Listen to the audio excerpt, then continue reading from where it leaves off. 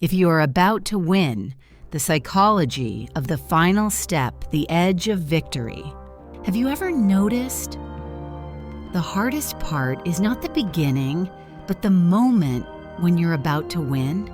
Most people think failure happens at the start, but psychology shows the highest number of dropouts happen right before success.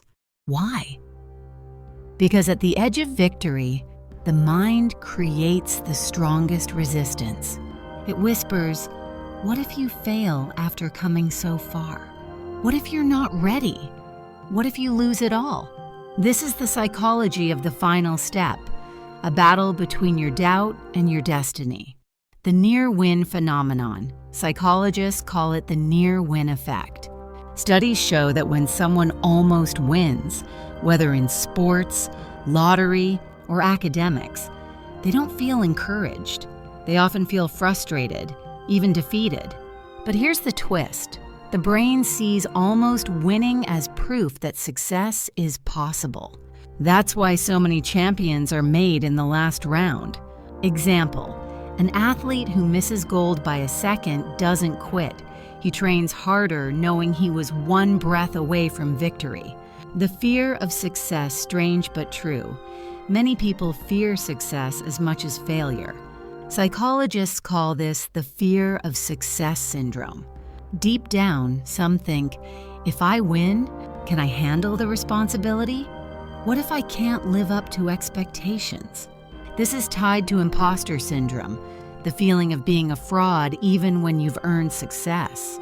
That's why some people unconsciously sabotage themselves when they're about to win. The zone of maximum pressure. Think about a student right before the final exam, or a batsman in the last over with just 6 runs to win. The pressure at the finish line is heavier than all the effort before it. The brain magnifies every doubt. One wrong move, one mistake, and it's over. That's what the mind screams. But in truth, this is the zone of maximum growth. The pressure you feel is proof that you are close to transformation. The brain's resistance, neuroscience explains why.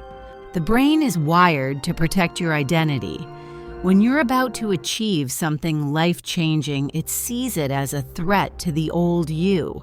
It triggers fear, procrastination, and hesitation. That's why entrepreneurs delay launches, why writers stall at the last chapter, why dreamers give up when they're closest to breakthrough. Your brain isn't your enemy, it's just afraid of change.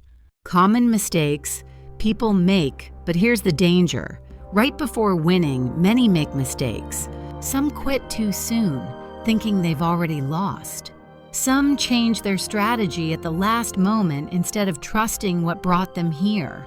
Others become overconfident and make careless errors. History is full of stories of those who were inches away, yet gave up. How to handle the almost there stage. So, what should you do when you're about to win? 1. Stay calm. Breathe.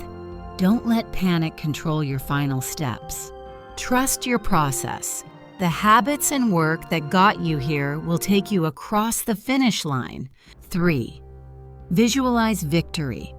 Athletes mentally rehearse the win before it happens. You can too. 4. Detach from outcome. Focus on the action, not the result. Results will follow.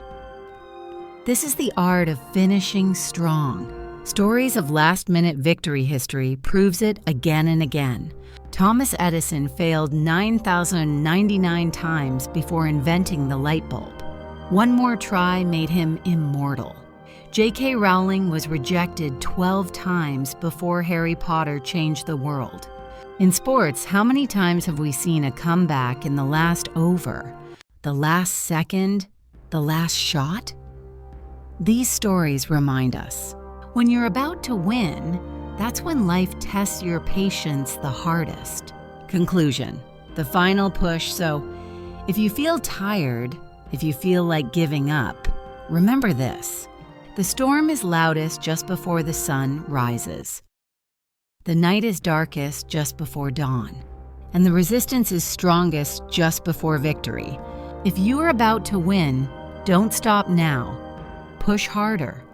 Take that final step, because sometimes the last inch is all that separates ordinary lives from extraordinary destinies.